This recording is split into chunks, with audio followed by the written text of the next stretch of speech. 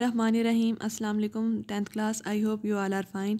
बच्चों, आप लोगों को पता है कि हम लोग इस चैप्टर के अंदर एटमॉस्फेयर को डिस्कस कर रहे हैं। तो हम लोगों ने जब स्टार्टिंग में बेसिक इंट्रोडक्शन पढ़ा था इस चैप्टर का, तो उसमें मैंने आपको बताया था कि हमारी एक्टिविटीज़ की वजह से एटमॉस्फेयर जो है वो इफ़ेक्ट हो रहा है और एटमॉस्फेयर की कंपोजिशन इफ़ेक्ट हो रही है। एटमॉस्फेयर के अंदर पोल्यूशन बढ़ रही है जिसकी वजह से उसकी कंपोजिशन पर इफ़ेक्ट होता है और हमारे इन्वायरमेंट पर इफ़ेक्ट होता है। ठीक है, तो सबसे पहले हम लोग एटमॉस्फेयर के अंदर कौन कौन सी चीज़ें चेंजेस लेकर आती हैं और कौन कौन सी हमारी एक्टिविटीज़ हैं जिनकी वजह से वो चीज़ें प्रोड्यूस होती हैं, वो सारी की सारी हम लोग इस चैप्टर के अंदर अब डिस्कस करने जा रहे हैं।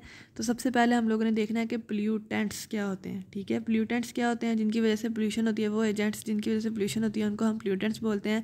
Pollutant is a waste material that pollute the air, water और सॉइल। वो वेस्ट मटेरियल है जिससे हमारी एयर, वाटर और सॉइल जो है वो इफ़ेक्ट होती है। 3 factors determine the severity of the pollutant, it's chemical nature, concentration and persistence. ठीक है, उसकी केमिकल नेचर, कंपोजिशन और उसकी परसिस्टेंस, ये 3 फैक्टर हैं जो कि पोल्यूटेंट्स की सिवेरिटी का मतलब यह है कि वो पोल्यूटेंट कितने ज़्यादा शदीद हैं, उनका कितना ज़्यादा इफ़ेक्ट होता है, इस चीज़ को बताते हैं। ठीक है, the pollutants are being created and discharge to the environment by the human activities. Pollutants जो हैं वो पैदा होते हैं और डिस्चार्ज होते हैं एनवायरनमेंट के अंदर due to human activities. They make the environment harmful to the life, ये इन्वायरमेंट को हार्मफुल करते हैं। So the pollutants are the substances which cause the pollution. Pollutants वो सब्सटेंसेस हैं जो कि पोल्यूशन कॉज करते हैं। While the contaminants are the substances that make something impure, और कंटेमिनेंट्स वो चीज़ें हैं जो किसी चीज़ को इम्प्योर बनाती हैं। ठीक है, पोल्यूटेंट का मतलब है किसी चीज़ को गंदा कर देना, और कंटेमिनेंट वो चीज़ें हैं जो किसी चीज़ की प्योरिटी को ख़त्म कर देती हैं, उसको इम्प्योर कर देती हैं। ठीक है, फॉर एग्ज़ाम्पल आपके पास एक चीज़ है, उसको आप डस्टबिन में फेंक देते हैं।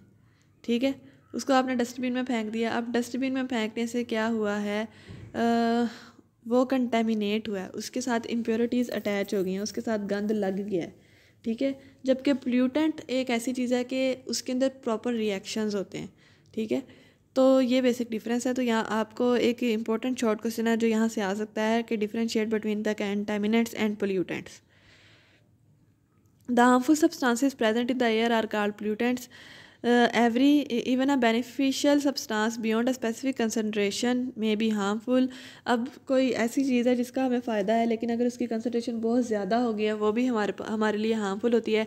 Air pollutant change the weather badly, effect the human health, damage the plant and destroy buildings. अब जो एयर पोल्यूटेंट्स हैं जो हवा के अंदर पाए जाने वाले हैं, उसके क्या क्या इफेक्ट होते हैं? सबसे पहले तो वो वेदर को इफेक्ट करते हैं, जिस तरह पोल्यूशन की वजह से अर्थ का जो टेम्परेचर इंक्रीज़ कर रहा है, ग्लोबल वार्मिंग हो रही है। ठीक है, badly effect the human health, human की हेल्थ पर असरअंदाज होते हैं। अब एयर के अंदर कार्बन डाइऑक्साइड की कंसनट्रेशन या पोल्यूटेंट्स की कंसनट्रेशन से हमें एयर डिजीज़ बहुत रिस्पायरेटरी डिजीज़ बहुत ज़्यादा हो रही हैं, हार्ट डिजीज़ बढ़ रही हैं, एयर आई इचिंग की वजह से आई प्रॉब्लम ज़्यादा हो रही हैं। ठीक है, और फिर ये प्लांट्स को भी इफ़ेक्ट करते हैं और बिल्डिंग्स को भी डिस्ट्रॉय करते हैं।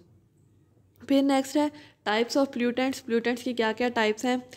Major air pollutants are classified as primary pollutant and secondary pollutant. Pollutants को आगे दो टाइप्स के अंदर डिवाइड किया गया है, एक होती है प्राइमरी पोल्यूटेंट और दूसरे होते हैं सेकेंडरी पोल्यूटेंट। तो पहले हम प्राइमरी पोल्यूटेंट को डिस्कस करेंगे। The primary pollutants are the waste और exhaust products driven out because of the combustion of fossil fuel and organic matter. Primary pollutants जो हैं वो किसी भी फॉसिल फ्यूल को या ऑर्गेनिक मैटर को जब जलाया जाता है तो उससे जो प्रोडक्ट बनती हैं वो प्राइमरी पोल्यूटेंट कहलाती हैं। These are the oxides of sulphur. ये ऑक्साइड ऑफ सल्फ़र हो सकते हैं, ऑक्साइड ऑफ कार्बन हो सकते हैं, ऑक्साइड ऑफ नाइट्रोजन हो सकते हैं, हाइड्रोकार्बन्स, अमोनिया और फ्लोरीन के कंपाउंड हो सकते हैं। ठीक है, बेसिकली हमारे इर्द गिर्द ज़्यादातर ऑर्गेनिक थिंग्स पाई जाती हैं और उन ऑर्गेनिक थिंग्स को जब बर्न किया जाता है तो उससे oxides of sulphur, oxides of carbon, oxides of oxygen, nitrogen, hydrocarbons, ये सारी चीज़ें एमिट होती हैं। और ये सारी चीज़ें जब हमारे एयर का पार्ट बन जाती हैं एमिट होने के बाद, तो फिर ये पोल्यूटेंट कहलाती हैं। ठीक है, मतलब कि आपने किसी चीज़ को जलाया, वो उस चीज़ को जलाने से जो जो ऑक्साइड निकला है वो डायरेक्टली एयर का पार्ट बन जाए तो वो प्राइमरी पोल्यूटेंट कहलाता है। मतलब कि जो ऑक्साइड निकला उसने किसी और के साथ रिएक्शन नहीं किया बल्कि डायरेक्टली इफेक्ट किया है, डायरेक्टली ही इन्वायरमेंट का पार्ट बन गया, डायरेक्टली ही एयर की कंपोजिशन में शामिल हो गया, तो इसको हम बोलते हैं प्राइमरी पोल्यूटेंट। ठीक है, उसके बाद है secondary pollutant. Secondary pollutant are produce by various reactions of the primary pollutant.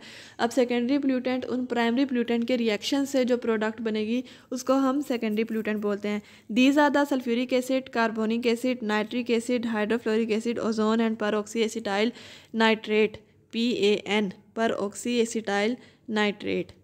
ठीक है, सेकेंडरी पोल्यूटेंट्स जो हैं वो वेरियस रिएक्शन से प्रोड्यूस होते हैं प्राइमरी पोल्यूटेंट्स के, और ये जो है सल्फ्यूरिक एसिड हो सकता है, कार्बोनिक एसिड हो सकता है, नाइट्रिक एसिड हो सकता है, हाइड्रोफ्लोरिक एसिड हो सकता है, ओजोन हो सकती है, परऑक्सी एसिटाइल नाइट्रेट हो सकता है। ठीक है, तो हम यूँ कह सकते हैं कि जब किसी चीज़ को जलाया जाता है तो उससे जो ऑक्साइड्स निकलते हैं डायरेक्टली एयर का पार्ट बनते हैं, वो प्राइमरी पोल्यूटेंट होते हैं, और प्राइमरी पोल्यूटेंट के डिफरेंट रिएक्शन से जो चीज़ें बनती हैं वो होते हैं सेकेंडरी पोल्यूटेंट। उसके बाद है एयर पोल्यूटेंट के कुछ ना कुछ सोर्सेज भी होंगे कि वो किस तरह प्रोड्यूस होते हैं। As you know 99% of the atmosphere consist of nitrogen and oxygen. जैसा कि हम पहले भी डिस्कस कर चुके हैं कि हमारी एटमॉस्फेयर के अंदर ज़्यादातर नाइट्रोजन और ऑक्सीजन पाई जाती है। Although other gases are the minor constituent, जबकि जो दूसरे कॉन्स्टिट्यूएंट है वो छोटा पार्ट है। They can have the major effect on our environment.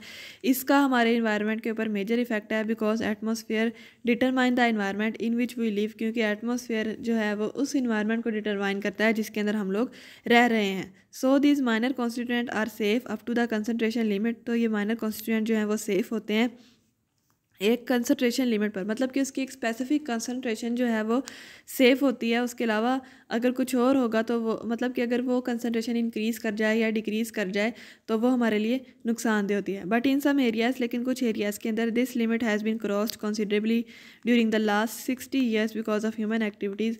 वो ये कह रहे हैं कि इनकी कंसनट्रेशन एक स्पेसिफिक लिमिट तक थी, लेकिन ह्यूमन एक्टिविटीज़ की वजह से पिछले 60 सालों के अंदर, पिछले 60 ईयर्स के अंदर कुछ एरियाज़ के अंदर इनकी कंसनट्रेशन जो है वो बहुत ज़्यादा हो गई है। Different source of air pollutants are described as, different जो सोर्सेज हैं उनको हम इस तरह डिस्क्राइब कर सकते हैं। सबसे पहले है ऑक्साइड ऑफ कार्बन। कार्बन के जो है वो दो तरह के ऑक्साइड होते हैं, या तो वो होगी कार्बन डाइऑक्साइड की फॉर्म में या फिर वो होगी कार्बन मोनोऑक्साइड की फॉर्म में। तो sources of oxide of carbon as both of these gases are emitted due to the volcanic eruption and decomposition of the organic matter naturally. Volcanic eruption का मतलब है कि ये जो फैक्ट्रीज़ का धुआं होता है या डिफरेंट केमिकल्स को जलने से जो धुआं निकलता है, डिफरेंट केमिकल लेबॉर्ट्रीज़ के अंदर जो एग्जॉस्ट जो मटेरियल होता है उनके निकलने से जो एमिशन होती है, वहाँ पर जो धुआं निकलता है, जो उसमें से स्मोक एमिट होती है, उसके अंदर जो पोल्यूटेंट्स होते हैं उसके अंदर ऑक्साइड्स ऑफ कार्बन मौजूद होते हैं। ठीक है, इसके अलावा अगर ऑर्गेनिक मैटर की नेचुरली डीकम्पोजिशन करवाई जाती है तो उससे भी कार्बन डाइऑक्साइड जो है वो एमिट होती है। मतलब डीकम्पोजिंग का रिएक्शन आप लोगों ने बायो में भी पढ़ा होगा कि जब